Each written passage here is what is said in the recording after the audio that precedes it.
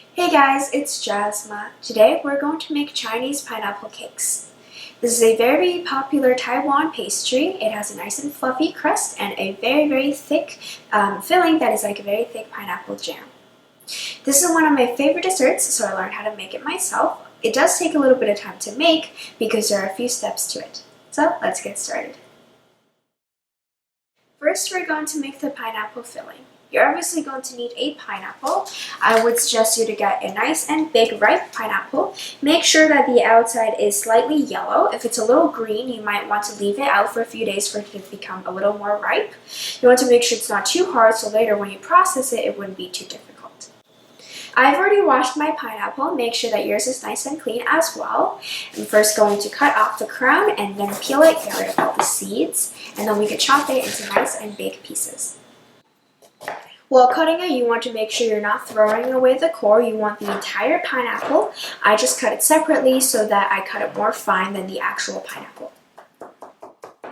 Mince the pineapple until it is nice and fine. You can also use a blender to blend it, but make sure you're not pureeing the pineapple because if you do that, then all of it is going to evaporate and you're going to end up with no filling at all. I take a long time to actually cut this by hand because I want to make sure that I can actually taste the pineapple inside of the filling. I am pushing the pineapple through a sieve. Now this isn't going to go through the sieve. I just want all the extra juices to come out so that it saves us a lot more time to thicken up the filling later on when we're cooking it. So we do not have to take the time to evaporate all the extra juices that we could just get rid of beforehand. So I like to use my hand to kind of squeeze it. You can also use a spoon or whatever you like. After I squeezed away all of the juices of the pineapple, my pineapple came up to 430 grams. Now this will vary for you because you could squeeze out more or less water depending on how you are doing it. And if you're cutting it smaller, then you will have more juices come out, which means you end up with less pineapple. So this will vary, but our final goal is to come out with 300 grams of the actual filling for us to make the pineapple cakes. So this is just a reference that you could look at to know how much pineapple you really need in order to make enough filling for these pineapple cakes. Now let's go cook the pineapple. On the stove, prepare a non-stick frying pan and turn the heat up to high. Add in the chopped pineapple, cook it a little bit, and add in the white sugar. Keep stirring until the pineapple becomes slightly condensed and golden brown. Then turn the heat down to medium-low. Next, add in the maltose, which looks like an extremely sticky and thickened type of honey. You should be able to find this in a Chinese supermarket. Add this to the pineapple, and to make it easier to pour, I like to microwave it for around 15 seconds just to thin it out. Then cook the pineapple until it looks golden brown and extremely thick. When you flip the pineapple over, you should see that the bottom is slightly whitened. This means that it is done. Turn the heat off and let the pineapple mixture cool. After the pineapple filling is cooked, put it into a bowl. It should weigh close to 300 grams. Again, it will vary. And I'm just going to use a spoon to push it up the sides. I feel like this just helps it cool down a lot quicker. The filling should be a nice and golden brown color and it should be really thick. If it is too runny, then it would become really difficult for you to form into a cake. Now, my pineapple filling weighed around 300 grams, but it will vary for you. It depends on the size of your pineapple. It depends on how much you cut, how much water you took away, and how long you cooked it. Alright, now I'm just going to cover this with some plastic wrap, set it aside for it to cool, and then place it into the fridge for it to chill for around 20 minutes until it is nice and stiff and moldable. Now we can move on to making the dough. So I'm going to be using my stand mixer today, but you can use a hand mixer or do this by hand. First I'm going to mix together the dry ingredients, which are the flour, milk powder, and salt. If you don't have milk powder, you can substitute that with the same amount of all-purpose flour, but it does add a nice flavor to the dough. I'm just going to mix it together. Add in the milk powder and salt, and just give it a quick mix. Next, add the softened butter at room temperature into a stand mixer bowl. I'm using a paddle attachment, and at the same time, add in the white granulated sugar.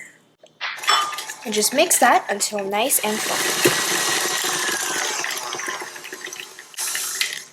The butter has become pale in color. I'm going to scrape down the sides and then add in the egg, which should also be at room temperature.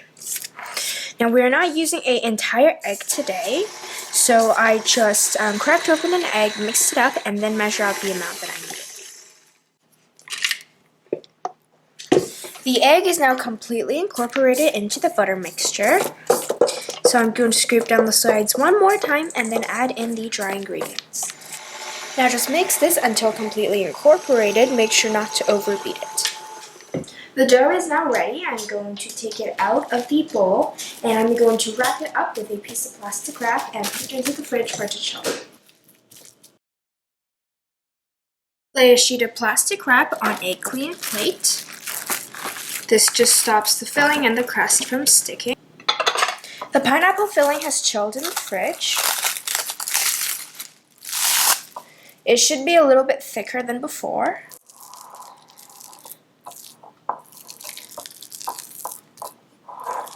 You can see it's nice and thick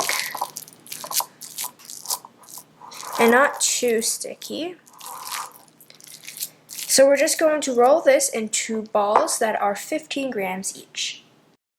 You can see it doesn't stick to my hand too much. That means that when I cooked it, I didn't undercook it.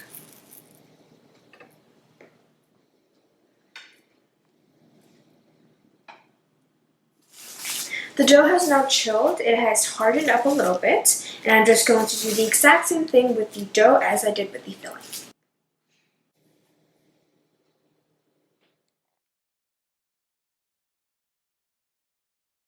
Now we may start to put together the pineapple cake.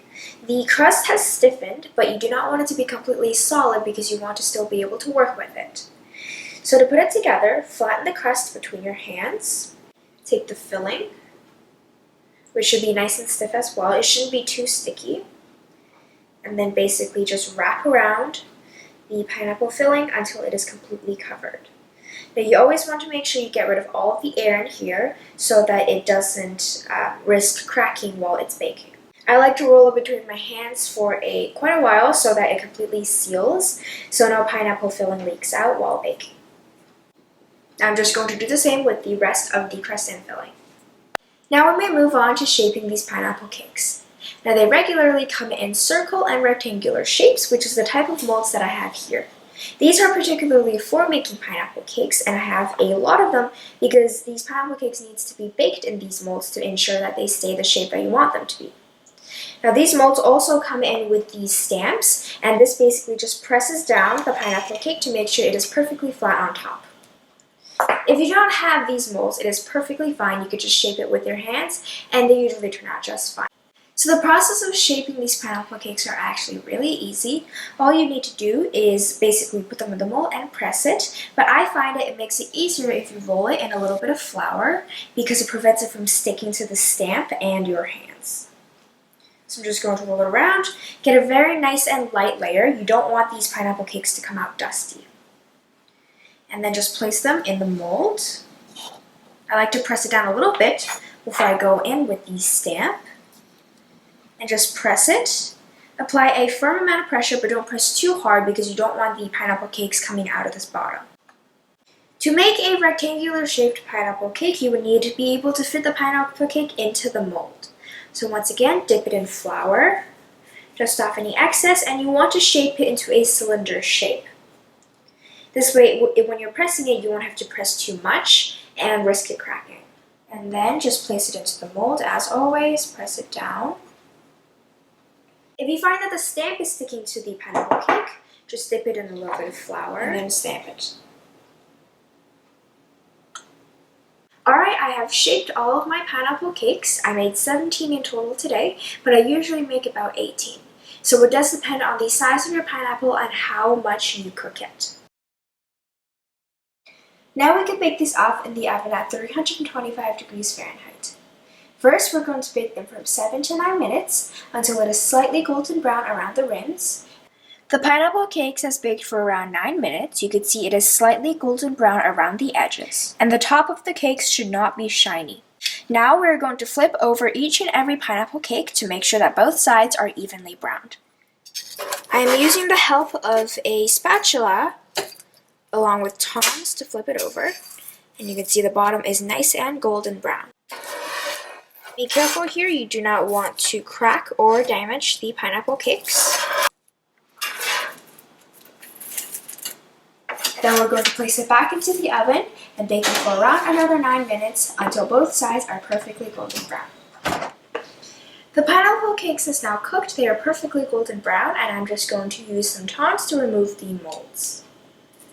Be careful here, you don't want to scrape or damage the pineapple cakes. Generally, the pineapple cakes should not stick to the molds, so they should come off really easily.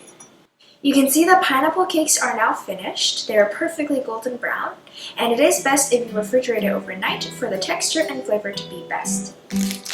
You can also wrap them up in little gift bags and put it in gift boxes and give it away to your friends and family. It is a homemade treat, which makes it even better. These are very delicious. They're again one of my favorite Chinese desserts, so I really hope you can try these out. Thanks for watching, and see you guys next time. Bye!